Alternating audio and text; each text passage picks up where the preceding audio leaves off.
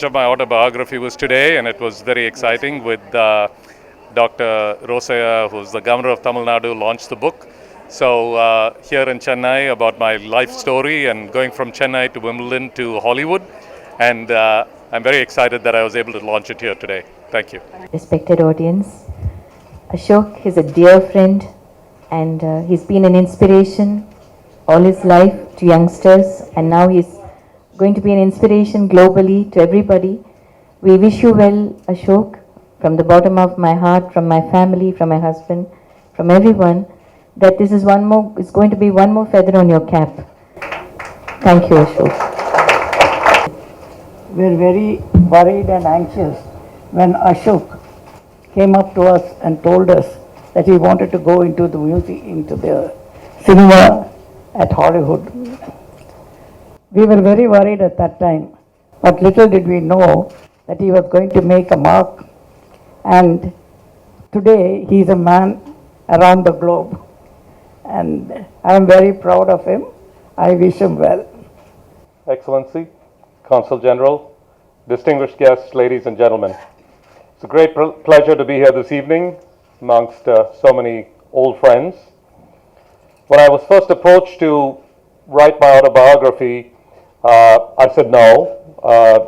The 50s are supposed to be the new 30s, so I think it's going to be another 30 or 40 years before I write my autobiography. But then an event occurred about 3 years ago. My father's memory was starting to fail, and as I made my trips to India, I used to take a little tape recorder and record my mom and dad and ask them some questions about their extraordinary lives and how they brought us up in India and so on. And from that came various questions about how, in fact, mom had managed to balance being a mother, being a wife, being an extraordinary businesswoman, and a very, very difficult taskmaster in tennis. Some of you in the audience may actually remember when at 6 a.m. every morning we would run along Sterling Road, but my mother would follow us in the car to make sure that we in fact ran the 4 miles. She was definitely a difficult taskmaster. As the memories came rushing back, I decided that I would go ahead with the book. Writing this book has been a personal and emotional journey for me. I talk about moments in my life that were very difficult, the ups and downs, the insecurities of growing up with 2 older brothers who were better looking, at least at that time, more talented at that time, and taller even today. I remember when I was very young going to Sapphire Theatre here in Chennai. As the lights dimmed and the curtains parted, I waited with bated breath for the magic of the movies to take over and be transported into another world. I think I started dreaming of Hollywood in that theater. I was lucky to have great parents and wonderful brothers who I traveled with in the 70s playing tennis, reaching the finals of the Wimbledon Juniors and winning the World Team Tennis Championships for Los Angeles. I talk about going to California for the first time, the palm trees, the beaches, the California girls, and of course, Hollywood. I had always dreamed of being a part of it. Well, I made the transition in 1980, and it wasn't quite what I imagined. For 5 years, I played in very bad tennis games with producers and directors and tried to network with them on their tennis courts. I mean, really bad tennis games. And banged my head against closed doors. And I remember having a number of conversations with my dear friend Sidney Poitier, who 2 decades earlier had broken down the wall between the races and had been the first black actor to overcome Hollywood. So 2 decades later in the 80s, it was no different for a young Indian tennis player to try to make it in those hallowed walls of Hollywood. The difficulties were not small, and for the first decade, it took me 5 years to make a movie. Right around the middle of that time, I was very lucky to work with Mr. Rajinikanth on a little film called Bloodstone, a film well before its time, when there wasn't any talk of co-productions. I was honored that he would work with me in the movie. I then made a whole bunch of small films with HBO and a few other companies. And then in 1990, I was sitting at the Cannes Film Festival, and a young man comes running across the Carlton Terrace to me and says, Ashok. So I look up, and there's this kid, and he said, you know, I sent out 800 photographs in 1984, and you were the only guy who called me back. I didn't feel like telling him I had nothing to do. I was an out-of-work producer, but didn't feel like the right time. So he said, well, we have to make a movie together. So we ended up making this movie called Double Impact. His name was Jean-Claude Van Damme. Movie cost $11 million. It grossed over $100 million, and Van Damme was a movie star, and people started returning my calls. I start my book in 1990 and 91 because those were sort of very important years in my life. Double Impact movie opened in 91, and it was a true double impact because my mother found me Chitra that year. Now, she did throw in a few phrases like, you know, you're going to be on the shelf if you don't get married now. So, and then she said, you know, you're getting too old. I don't know which girl is going to look at you. So I didn't feel like telling her that I was having a pretty good life in California, but be that as it may, I was lucky to meet Chitra, and I got married in 91 and have two wonderful children. More importantly, the other part of my book is about family, tradition, and values that my parents brought us up with here in India, and the balance between what I do in Hollywood and the very seductive life that one tends to lead with private jets and yachts and different things, and balancing that against family and coming back to Chennai and spending time with my wonderful mom. One particular instance comes to mind, making impossible decisions. You know, in 2005, I went to the Cannes Film, no, I didn't, I had stars who were going to the Cannes Film Festival, Sandy Bullock and Nick Cage and Steve Martin, and I had to be there for those first 2 days, but it also happened to be my son's first Holy Communion. And one of the biggest mistakes of my life that I write about is when I missed my son's first Holy Communion. I went to the Cannes Film Festival and never made that mistake again, but these are decisions we make and get over and move on from there, but never forget. The book talks a lot about family. It talks about religion. Thank you, Father, for the blessing, and a number of other things that have been very influential in my career. But I think overall, it's a pretty good read, if I say so myself. I hope many of you will read it. I hope some of you will like it. Those who do, please feel free to let me know. Those who don't let me know.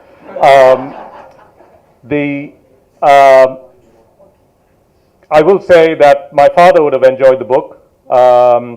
He would have probably worn his T-shirt with the cover of the book on it and walked at Madras Club. He loved his T-shirts, and I'm sure he's looking down on us and enjoying the gathering. So I owe so much to my parents, my mom who's here with us, my brothers, and of course the unconditional love and support of my wife and kids. So I'm very happy that all of you are here to share this very special moment with me. So thank you very much. Good evening, Miss Jennifer McIntyre, U.S. Consul General in Chennai, Ashok Amritraj, author of the book and hero of today's function, Devasri Rakshit, Harper Collins, India, Father Lawrence, Saint Teresa Church, distinguished invitees, family members of Thiru Ashok Amritraj, ladies and gentlemen. It's a pleasure to release The Advantage Hollywood, autobiography of Thiru Ashok Amritraj, an agile and a great personality and address this distinguished gathering here this evening. Autobiographies are not just memories, they reveal the hardships undergone, the tireless efforts put in by great personalities to turn the tumbling stone into success. Thiru Ashok Amritraj, who made India feel proud in tennis by winning at the World Team Tennis Championships, has won a special place among the film producers in Hollywood. When one browses the book, they will also find that he is also a good author also. His vivid narrations in lucid forms are catchy and take one away. He describes about life, I quote, "Life is a medley of moods and choices. There are ups and downs and triumphs and failures. The most interesting moments are not the highs and lows, but the turning points, the trembling moments of decision," unquote, and start his narration. He further states about this while penning his autobiography. Writing about it now has given me clarity. Not to me, to Ashok. I cannot say my thoughts at the time were that specific or that I was aware that this was what I wanted. But yes, there was an emptiness to be filled. It's not that my days were empty. There were enough to keep me occupied. There were the regular tennis games, and there were parties and film premieres, and there was work. More of that later, but I had spent years knocking on doors, creating opportunities which did not exist, to wedge my way into what seemed a very exclusive world. These are all the observations of Mr. Ashok. His words come out like a fantastic stroke. Right on top, direct to the reader. The author, while narrating about the South Indian marriage and the tradition followed, says, again I quote, "Marriage before love, but love follows. The ideal Indian way. Love leading to marriage, the ideal Western way. For Chitra and me, it was an amalgam of the two," unquote. Thiru Ashok Amritraj is a man with difference. It is this inborn quality and the genie in him that made him excel in this chosen field.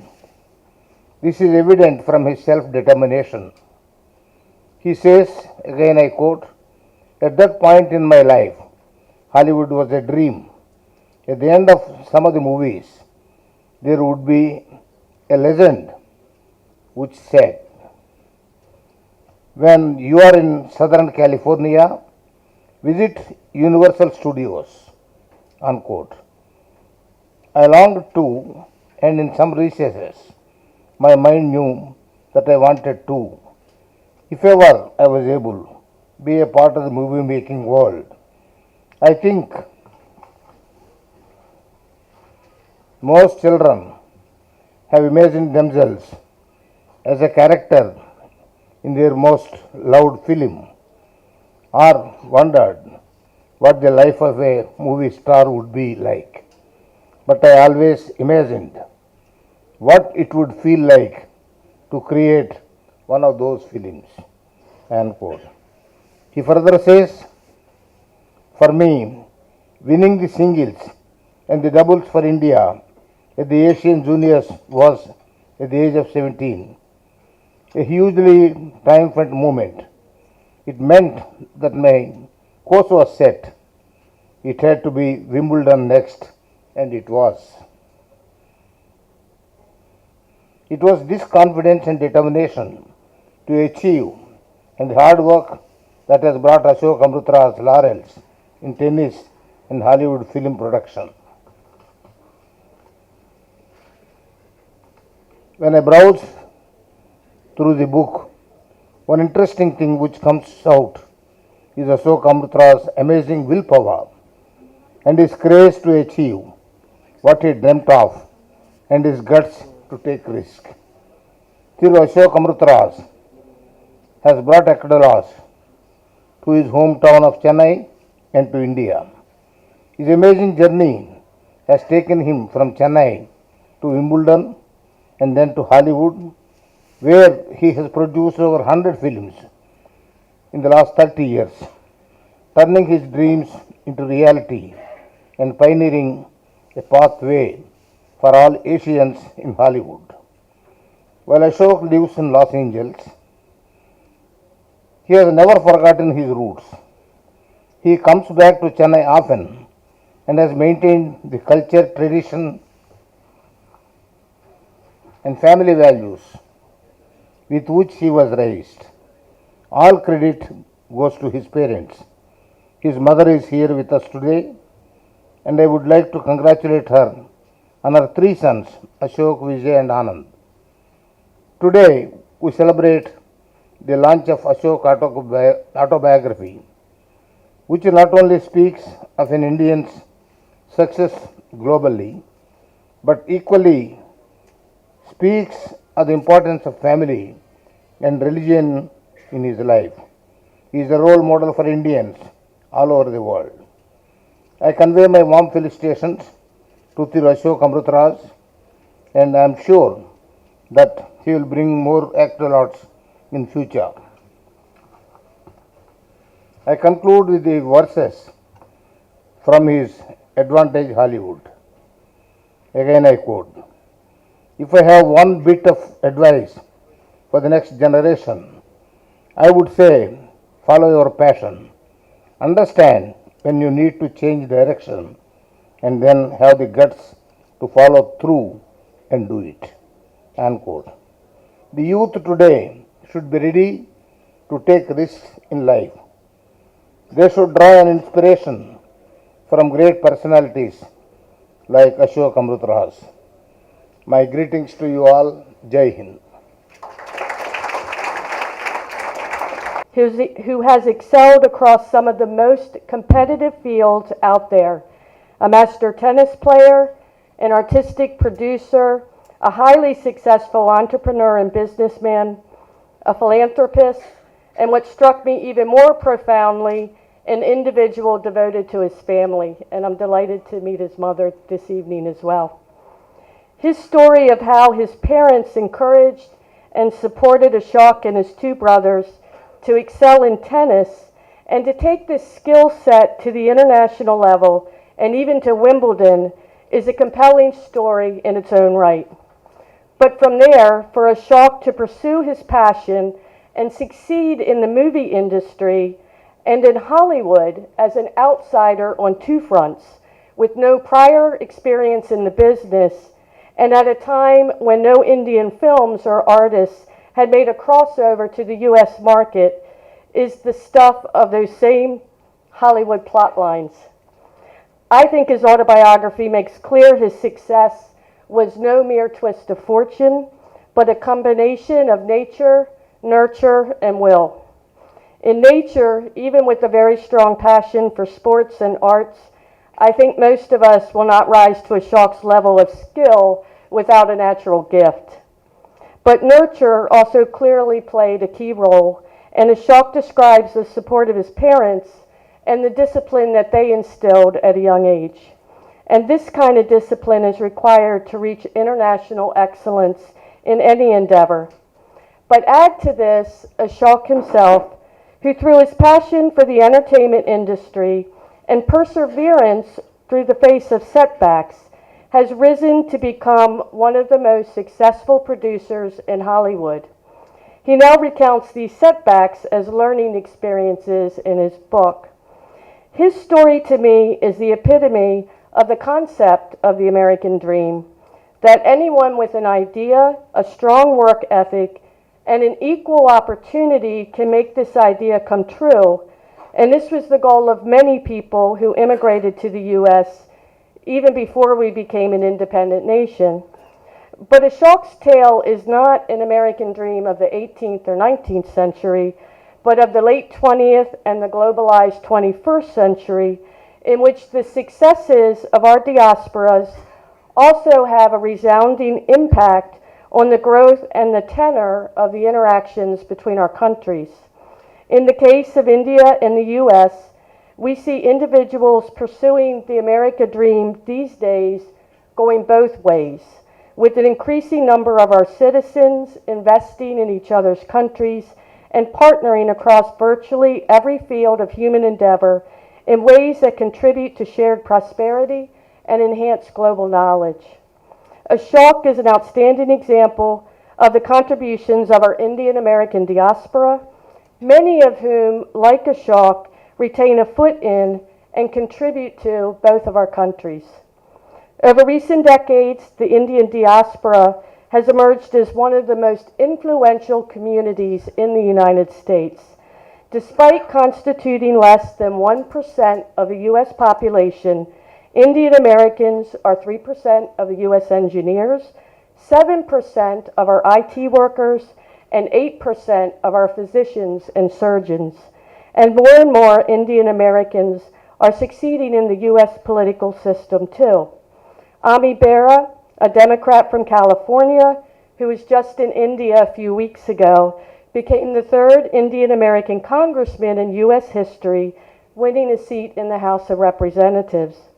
And in the area of entertainment, with early path makers like Ashok, we are seeing increased interactions of the U.S. and Indian film markets and more influential Indian Americans and Indian directors, actors, and producers in Hollywood. From Reliance Entertainment, which co-produced the extraordinarily successful Civil War saga Lincoln, to the increase of Indian actors appearing in Hollywood films, our entertainment industries are working together like never before. Amitabh Bachchan, Anupam Kher, Irfan Khan, and Om Puri have all appeared in major Hollywood pictures in the recent past. And the number of Indian Americans starring in television and movie productions is also on the rise, like Mindy Kaling, Aziz Ansari, and Kal Penn, who are featured in some of America's most popular comedies. With greater merging and collaboration in our entertainment industries and the arts comes also greater mutual understanding across both of our countries. I congratulate Ashok Amritraj on his newest bold adventure as an author, for sharing his remarkable story that translates across cultures, and in my capacity as the U.S. Consul General, I thank him for his contributions to this critical people-to-people bridge between the United States and India. He's an individual that both of our countries can be proud of. Thank you.